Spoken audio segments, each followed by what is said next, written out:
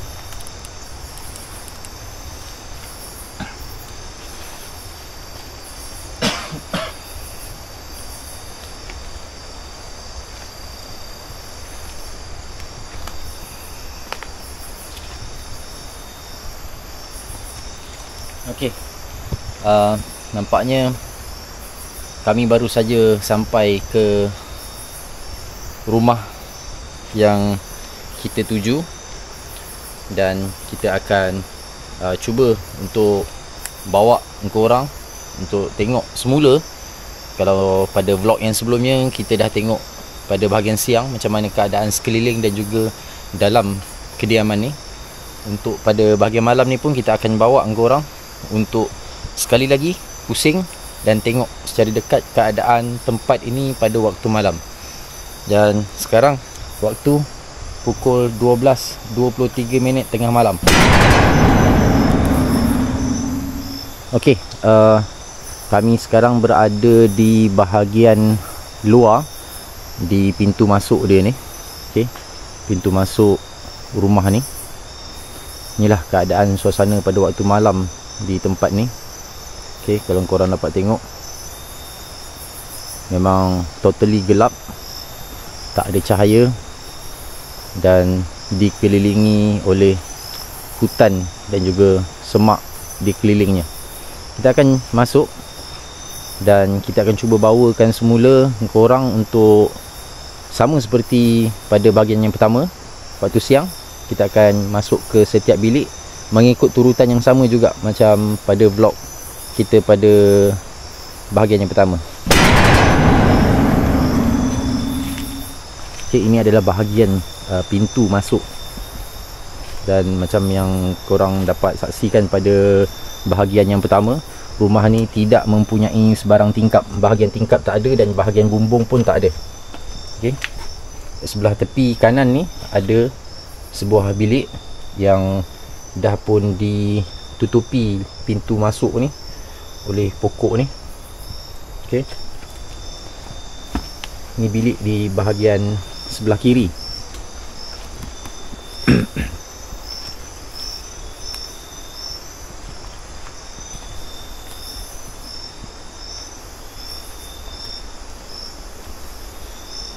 Kami percaya yang bahagian ada kolah ni, okey, ada kolah ni adalah bahagian bilik air. Dan rumah ni kita boleh katakan memang hanya bahagian ni satu saja kan je yang kita jumpa dan kita rasa adalah bahagian bilik air ni je satu kan. Jadinya kalau mengikut daripada cerita dan juga dapatan yang kita perolehi daripada pencarian kami dan juga research yang telah kami buat sebelum datang ke sini berkenaan dengan kes, sama ada daripada sumber berita ataupun tulisan-tulisan blogger dan sebagainya, di sinilah sebenarnya berlakunya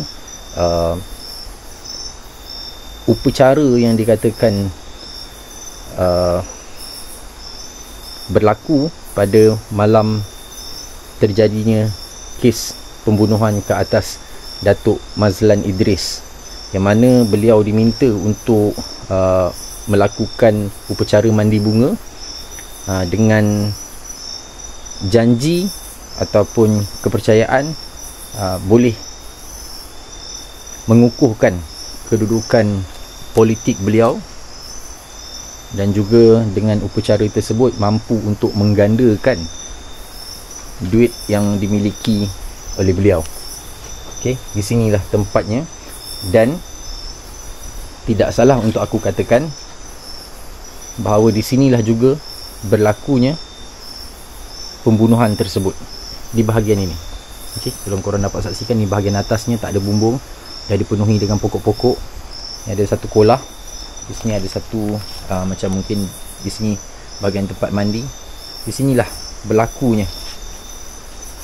pembunuhan tersebut, yang mana Datuk Mazlan diminta untuk menutup matanya sehingga upacara itu selesai. Dan ketika itulah Juraimi yang merupakan pembantu kepada pasangan Mona Fendi dan juga Afandi telah bertindak menetak leher mangsa sebanyak 3 kali hingga beliau meninggal dunia, sebelum bahagian badannya dikerat kepada 18 bahagian. Sebelah dia ada satu lagi bilik, yang mana ruang ni pun hanya berbentuk 4 segi, tidak ada tingkap, tidak ada bumbung di bahagian atas. Cuma sekarang ni dipenuhi oleh pokok-pokok macam ni. Okey. Dan rumah ni kami percaya, kami yakin sebenarnya rumah ini bukanlah rumah kediaman biasa, memandangkan lokasinya juga terletak di dalam kawasan kebun buah-buahan ataupun ladang macam tu. Sebenarnya rumah ni adalah rumah kebun je. Kalau kita mungkin boleh sertakan nanti dengan gambar-gambar yang kami dapat daripada sumber berita yang pernah terbit sekitar waktu kejadian ini berlaku pada tahun 1993. Gambar-gambar yang kita dapati itu mendapati struktur rumah ni sebenarnya adalah rumah kebun.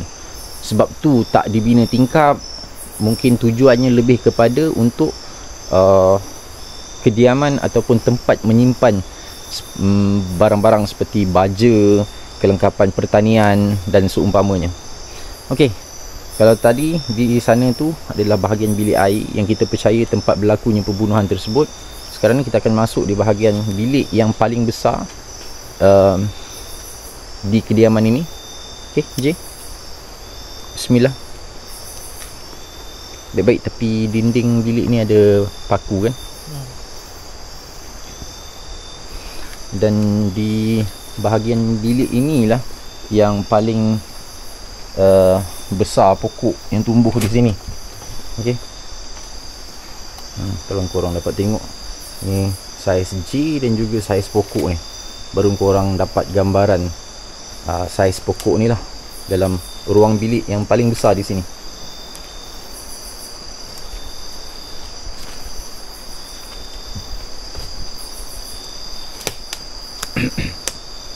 Dan mungkin aku boleh buat sedikit pembetulan terhadap info yang aku sampaikan pada bahagian vlog kami yang pertama 11 siang di sini, yang mana di bilik ini terdapatnya sebuah peti.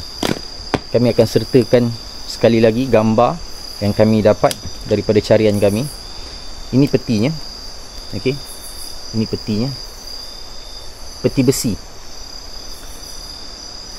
Peti besi ni, okey, dipercayai merupakan tempat simpanan sementara ketika mayat Datuk Mazlan itu telah pun dikerat-kerat sebelum bahagian-bahagian badan itu ditanam. Jadi peti inilah dijadikan tempat simpanan sementara sebelum ditanam ke dalam lubang yang berada di bahagian lain di rumah ni.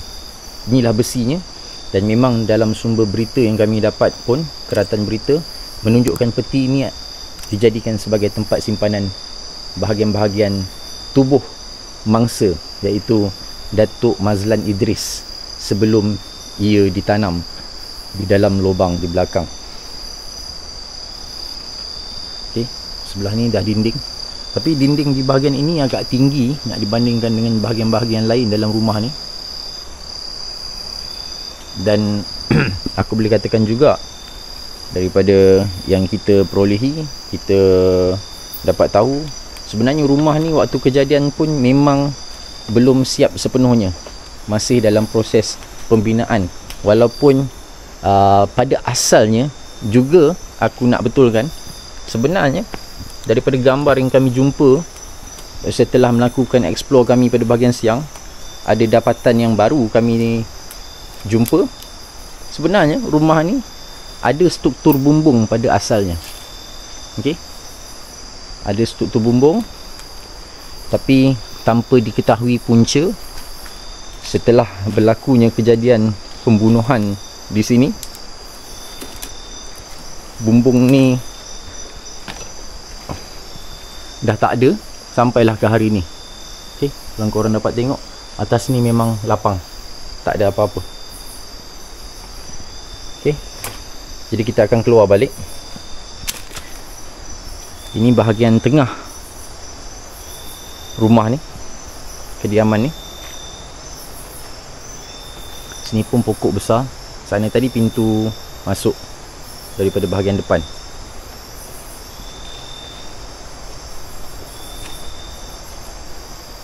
Okey, dekat sana tu ada satu bilik kecil. Aku tunjukkan sekali lagi supaya korang dapat gambaran, sebab siang pun kita ada tunjuk bahagian ni. Ini hanyalah satu bilik kecil yang tak ada apa-apa ruangan di sini. Okey, kecil saja. Kalau masuk pun hanya muat untuk seorang saja tu masuk. Di sebelahnya ni ada satu lagi bilik yang juga kami hanya dapat melihat saiz yang sedikit kecil. Okey, kalau kami nak katakan ini adalah bilik air, agak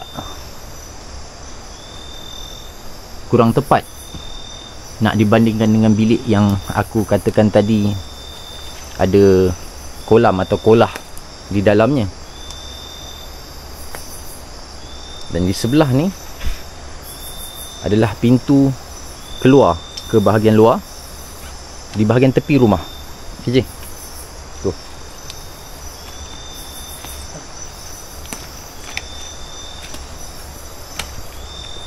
Okey. Kita keluar.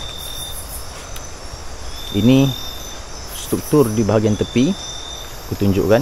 Kalau sana bahagian depan. Okey. Ini adalah cebisan-cebisan atap yang masih lagi ada. Dinding bahagian tepi, pintu yang kita lalu. Okey. Dan di sebelah ini adalah lokasi yang amat penting juga untuk kami tunjuk dan sebutkan di sini. Okey, kalau korang dapat tengok. Kalau Ji boleh pula pergi ke sebelah sana.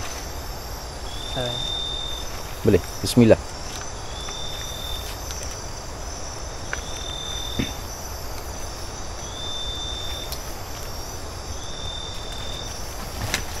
Okey. Jadi korang dapat gambarannya macam mana tempat ni. Okey, J sekarang berada di tebing sebelah sana. Okey, apa yang korang dapat lihat adalah di depan J dan juga di depan aku ni adalah sebuah lubang yang kita dah tunjukkan pada waktu siang. Okey. Ini merupakan lubang di mana keratan-keratan tubuh mangsa iaitu Datuk Mazlan Idris setelah dikerat kepada 18 bahagian dan dilapah sebahagiannya, diasingkan bahagian tulang dan juga dagingnya, disimpan ke dalam peti yang kami tunjukkan tadi, dan akhirnya keratan-keratan tubuh itu termasuk dengan tulang-tulangnya ditanam di lubang ini dengan kedalaman 1.8 meter.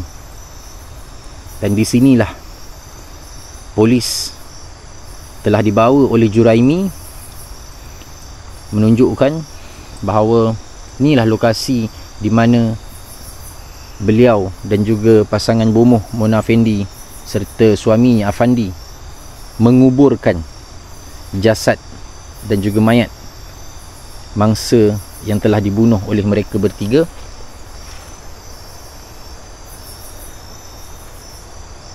Dan hasil daripada pembongkaran itu telah menjumpai cebisan tulang dan juga daging serta keratan tubuh-tubuh Allahyarham Datuk Mazlan Idris yang membawa kepada penangkapan pasangan bomoh Mona dan juga Afandi. Sini ada bahagian dinding dan kami percaya kalau ikut pada gambar asal yang kami dapat, di sebelah belakang J itu sepatutnya ada struktur dinding sebenarnya. Betul je tapi mungkin telah diruntuhkan atau bagaimana, kami kurang pasti. Tapi di sebelah ni masih ada lagi dinding. Sepatutnya di belakang G tu ada dinding. Dia ibarat sebuah bilik yang terkepung juga. Dan di sini adalah pintu masuknya. Okey. Dan di sinilah lokasi lubang di mana tempat mereka menanam jasad tersebut. Dikambus dengan tanah dan bahagian atasnya dilapisi oleh lapisan simen. Okey je? Dia tak nampak muka dia, silau. Silau.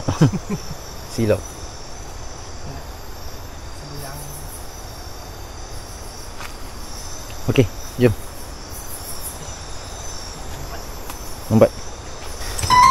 Okey, aku dengan J ambil keputusan untuk kami duduk seketika. Tempat yang aku mencangkung sekarang ni adalah bahagian bilik air yang mana kami percaya di sinilah berlakunya pembunuhan pada malam Julai 1993 ke atas Allahyarham Datuk Mazlan Idris. Jadi sementara memenuhkan pada waktu ni, aku nak sampaikan beberapa perkara yang mungkin kami boleh kongsikan kepada yang mungkin kurang tahu tentang cerita ni. 4 orang yang terlibat dalam kes ini. Yang first, of course, kita nak sebut tentang Maznah Ismail atau yang kita lebih kenal sebagai Mona Fendi. Beliau ni merupakan seorang penyanyi pada waktu itu. Ku Nyanyikan lagu ini, oh sayang, persembahan dariku. Ampun maaf ku pinta kepadamu, saudari-saudara. Pejamkanlah matamu,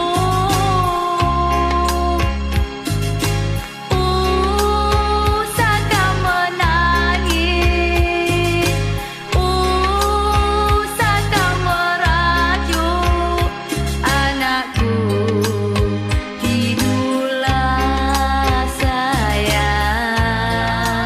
Duhai ibuku, rintihan dari anakmu, kemanakah dikau pergi, menjauh membawa diri. Dan beliau ni mempunyai perwatakan yang sentiasa bergaya, mudah mesra dengan orang-orang yang hampir dengan beliau.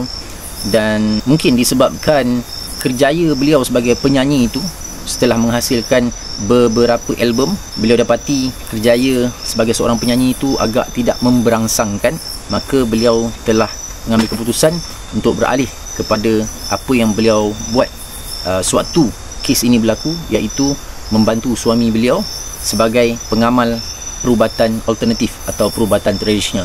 Watak yang kedua yang ada dalam kisah atau kes ini adalah suami Mona itu sendiri, iaitu Afandi Abdul Rahman. Afandi Abdul Rahman dikatakan pernah menuntut ilmu batin dan juga ilmu yang berkaitan dengan perubatan alternatif ataupun tradisional yang membawa kepada kegiatan mereka dalam aktiviti perbomohan. Watak yang ketiga adalah Juraimi Husin, yang mana Juraimi ini merupakan orang yang telah pun bertindak menetap Allahyarham Datuk Mazlan Idris pada malam berlakunya kejadian bunuh tersebut. Dan beliau ini adalah pembantu yang rapat kepada pasangan Mona dan juga Afandi. Dan of course yang keempat yang merupakan mangsa dalam kejadian ini adalah Datuk Mazlan Idris, yang merupakan seorang ahli politik dan juga adun batu talam. Dan beliau dipercayai telah pun berjumpa, bertemu dan mengadakan perjanjian untuk bekerjasama dengan pasangan bomoh ini, termasuklah juga pembantunya Juraimi, untuk melakukan satu ritual atau upacara yang membolehkan kedudukan beliau dalam politik kekal teguh, kuat, mendapat sokongan dan sebagainya, serta melipat gandakan duit milik beliau melalui upacara tersebut. Jadi 4 watak: Mona, suaminya Afandi, pembantu mereka Juraimi dan juga mangsa Allahyarham Datuk Mazlan Idris. Okey, kejadian ni berlaku pada Julai tahun 1993. Kalau nak ikutkan pada waktu tu, aku pun masih kecil lagi sebenarnya, tapi aku dah boleh ingat dah kejadian tu. Ikutkan J waktu tu belum lahir lagi. J belum ada lagi. Okey, berlaku pada tahun 1993 pada bulan Julai. Bermulanya kisah ni dengan kehilangan Datuk Mazlan. Datuk Mazlan dah hilang dulu. Polis sedang menjejaki anggota Dewan Undangan Negeri Pahang kawasan Batu Talam Raub, Datuk Mazlan Idris, yang hilang sejak 2 minggu lalu. Datuk Mazlan dilaporkan kelihatan kali terakhir bersama seorang bomoh di pejabatnya di Raub. Menurut Ketua Jabatan Siasatan Jenayah Pahang, Penguasa Ishak Abdul Aziz, Datuk Mazlan berjumpa bomoh berkenaan yang dikenali sebagai Afandi Abdul Rahman sekeluarga pada pukul 10 malam 2 Julai lalu. Afandi dan anggota keluarganya turut dilaporkan hilang. Berlaku tak berapa lama lepas tu penangkapan Juraimi yang merupakan pembantu kepada pasangan bomoh ni. Beliau ditangkap kerana disyaki mengambil dadah dan aktiviti yang melibatkan dadah. Entah macam mana hasil soal siasat, tiba-tiba Juraimi telah membuka cerita tentang pembunuhan yang terkait dengan kehilangan Datuk Mazlan. Beliau telah membawa pihak polis ke sini, ke rumah ini, dan menunjukkan lubang di mana tempat beliau bertiga telah menanam jasad Datuk Mazlan. Pendek ceritanya, perbicaraan pun dijalankan selepas tangkapan dibuat ke atas pasangan Mona dan juga suaminya Afandi. Selepas jumpanya mayat Datuk Mazlan di sini, polis telah bertindak untuk pergi periksa dan juga melakukan siasatan ke atas beberapa buah rumah dan juga bekas kediaman Mona Fendi dan juga suaminya. Satu di Terengganu dan satu lagi yang terletak di Teluk Gong, Klang, Selangor. Yang mana apabila pihak polis ke sana, ke bekas-bekas tempat yang pernah jadi kediaman Mona Fendi dan suaminya ini, polis telah menjumpai rangka-rangka manusia yang juga modus operandinya hampir sama seperti kes pembunuhan Datuk Mazlan, yang mana rangka-rangka itu didapati telah dikerat dan ditanam. Tapi yang berjalan di mahkamah hanyalah kes pembunuhan Datuk Mazlan, kerana dalam dapatan yang kami perolehi, hasil temu bual beberapa orang yang ternama yang telah menemu ramah mereka-mereka yang terlibat secara langsung dalam proses perbicaraan, siasatan dan sebagainya, mereka mengatakan waktu tu hanya kes Datuk Mazlan sahaja yang jadi fokus. Sebab mahkamah hanya boleh katakan kes-kes yang berlaku di bekas-bekas kediaman Mona Fendi dan juga Afandi di Terengganu dan juga di Teluk Gong, Klang itu dipercayai terkait. Tapi mereka tidak membawa kes tu kerana satu sebab yang paling utama, mungkin jika dibawa dan dibongkarkan kes-kes yang lain itu akan menyebabkan perbicaraan akan jadi lebih panjang dan melibatkan ramai orang yang terpaksa dicari, dipanggil untuk disiasat dan sebagainya. Jadi hanya satu kes sahaja yang berjalan pada ketika itu dan jadi fokus seluruh negara, iaitu kes pembunuhan Datuk Mazlan. Pada 9 hari bulan Februari tahun 1995, Mahkamah Tinggi Temerloh telah menjatuhkan hukuman gantung ke atas ketiga-tiga tertuduh. Yang mana korang kena tahu, tertuduh yang pertama bukan Mona Fendi. Sebaliknya, tertuduh yang pertama adalah Juraimi Husin, diikuti dengan suami Mona Fendi sebagai tertuduh yang kedua, dan Mona Fendi adalah tertuduh yang ketiga. Dan di antara Februari tahun 1995 itu sehingga Oktober 1997, dalam tempoh lebih kurang 2 tahun lebih, ketiga-tiga mereka ini telah pun memfailkan notis rayuan untuk kurangkan hukuman. Malangnya, rayuan mereka ditolak oleh pihak mahkamah dan ketiga-tiga mereka telah pun digantung serentak pada 2 November tahun 2001, lebih kurang 8 tahun setelah berada dalam tahanan penjara. Ada yang bertanya, kenapa dalam tiga-tiga ni, sedangkan Mona adalah tertuduh yang ketiga, tapi kenapa nama Mona Fendi yang terus kekal dan disebut sehingga ke hari ini? Kenapa tak Juraimi? Kenapa tak nama Afandi yang kita kenal dan kita ingat? Sebenarnya, apa yang menjadi punca Mona Fendi ini dikenali? Satu, beliau adalah bekas penyanyi yang sebelum itu pun dah dikenali. Yang keduanya, personality, watak, penampilan, kemesraan, sikap Mona Fendi itu sendiri yang ramah dengan orang, dan setiap kali turun naik mahkamah untuk kes perbicaraan beliau selama berapa tahun tu, beliau sentiasa hadir ke mahkamah dengan watak yang mencuri perhatian siapa saja yang melihat beliau. Satu, daripada cara pemakaian beliau yang sentiasa kita panggil glamour lah, bergaya. Sebab waktu tu masih lagi belum ada terlalu ketat undang-undang untuk nak pakai baju reman ataupun baju lokap warna orange, warna purple macam hari ni. Pada zaman tu bebas, pergi naik mahkamah boleh pakai apa yang tertuduh ataupun OKT tu nak pakai. Jadi sampaikan ada sumber daripada wartawan-wartawan yang membuat liputan pada ketika itu mengatakan, sampaikan antara wartawan sendiri berteka-teki, besok Mona nak turun ke mahkamah pakai baju apa agaknya, warna apa agaknya, sampai ke tahap yang macam tu. Dan layanan Mona apabila ditanya, disoal tentang perjalanan kes, respon beliau dengan senyuman, dengan gelak, dan ada beberapa ketika yang Mona sempat menyanyi seolah-olah tak ada apa yang berlaku dan tak ada apa-apa yang merisaukan beliau tentang kes yang sedang berjalan. Dan yang aku boleh sharekan juga, ini pengesahan yang telah pun dibuat oleh seorang wada wanita yang ditugaskan khas menjaga Mona Fendi, iaitu Kak Jah di penjara Kajang.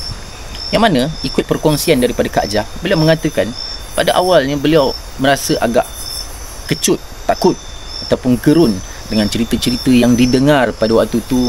Mona ni ada mengamalkan ilmu hitam lah, boleh hilangkan diri lah. Tiba-tiba nama beliau naik untuk menjaga dan dihaskan untuk mengawal selia Mona dalam sel tahanan di penjara Kajang.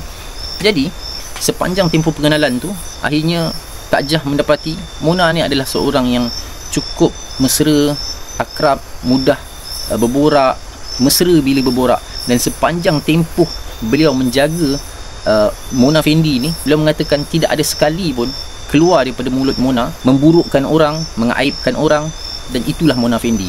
Dan Kak Jah juga mengesahkan sepanjang berada dalam tahanan sehinggalah Mona Fendi ini dijatuhi hukuman gantung, beliau banyak menghabiskan waktu dalam sel tahanan tu dengan beribadah, berzikir, baca Quran dan seumpamanya. Satu lagi yang mungkin aku boleh juga sharekan pada korang, juga disahkan oleh Kak Jah, Mona Fendi ni terlalu sayang pada Afandi, suami beliau. Dan antara bukti yang menunjukkan beliau punya sayang pada suami ni, pernah sekali pihak pendakwa menawarkan pada Mona Fendi yang merupakan tertuduh ketiga dalam kes pembunuhan Datuk Mazlan Idris ni untuk dikurangkan hukuman supaya taklah sampai ke tahap dihukum gantung. Tapi apa kata Mona? Beliau hanya menjawab dia akan terima pengurangan hukuman tu, tawaran tersebut, seandainya suami beliau Afendi sama-sama diturun atau dikurangkan hukuman. Kalau tak apalah, dia kata sama-sama gantung. Jadi di situ membuktikan bagaimana sayangnya beliau terhadap suami beliau, iaitu Afandi Abdul Rahman.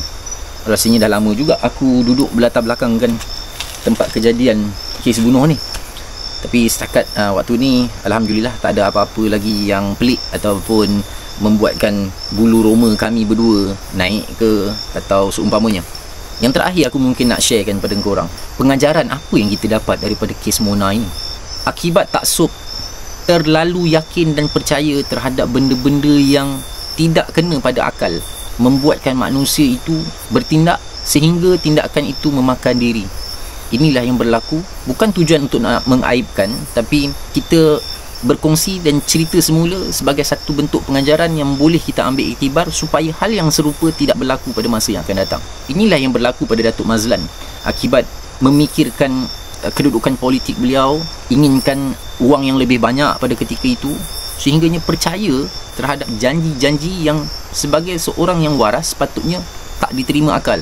Duit boleh berlipat ganda, kedudukan politik beliau boleh kukuh disebabkan hanya dengan upacara mandi bunga akibat kebodohan dan taksub yang melampau yang tak kena pada tempatnya, maka akhirnya memakan diri. Soal logik ni perlu ada, tapi kena letak tempat yang betul lah. Bukan semua benda perlu, patut ataupun wajib guna logik. Kalau kau salah letak logik, akan jadi merapu merepek. Jauh lebih teruk daripada tu, hal-hal yang merapu merepek ni akan jatuh pada tahyul, kurafat, taksub, mitos yang melampau-lampau, sampaikan bawa pada fitnah dan rendahkan level iman bagi orang yang beragama, terutamanya Muslim. Dan dalam kes Mona ini juga banyak kita dengar tentang kisah-kisah mistik, misteri yang pelik-pelik, yang juga tak masuk akal sebenarnya, diceritakan daripada mulut ke mulut, dari zaman berzaman, dari tahun ke tahun. Sampaikan orang yang tak lahir pada waktu dan tahun kejadian pun mampu untuk nak dengar cerita tu sehingga ke hari ini. Cerita tentang Mona boleh keluar daripada sel, terbang keluar daripada bilik kurungan dan juga kawasan penjara itu sendiri. Cerita tentang Afandi yang mampu untuk nak membuka gari. Sebenarnya ini adalah satu bentuk fitnah. Mereka yang mempunyai hubungan direct dengan ketiga-tiga tertuduh ini membuat pengakuan perkara-perkara ini semuanya tidak pernah berlaku dan hanyalah satu bentuk mitos, cerita bohong, satu bentuk fitnah yang disampaikan daripada mulut ke mulut sampai ke hari ini. Apa akan jadi pada kita? Adakah kita akan terus jadi manusia yang berlaku tidak adil untuk terus mencanang dan menabur fitnah terhadap orang yang telah pun tiada dan tidak mampu untuk membela diri? Mereka bertiga telah pun menerima hukuman dunia atas perbuatan dan kesilapan mereka. Tapi perlu diingat, apa yang mereka lakukan membawa kepada hukuman gantung itu, dan dalam tempoh menanti daripada tarikh jatuh hukum sampailah ke hari mereka digantung, mereka mempunyai tempoh 8 tahun yang bukan sekejap. Dan di sana pun ada pengesahan yang telah pun dibuat oleh mereka-mereka yang menjaga mereka dalam penjara, wadah-wadah yang bertanggungjawab menyelia mereka sepanjang tempoh tahanan itu.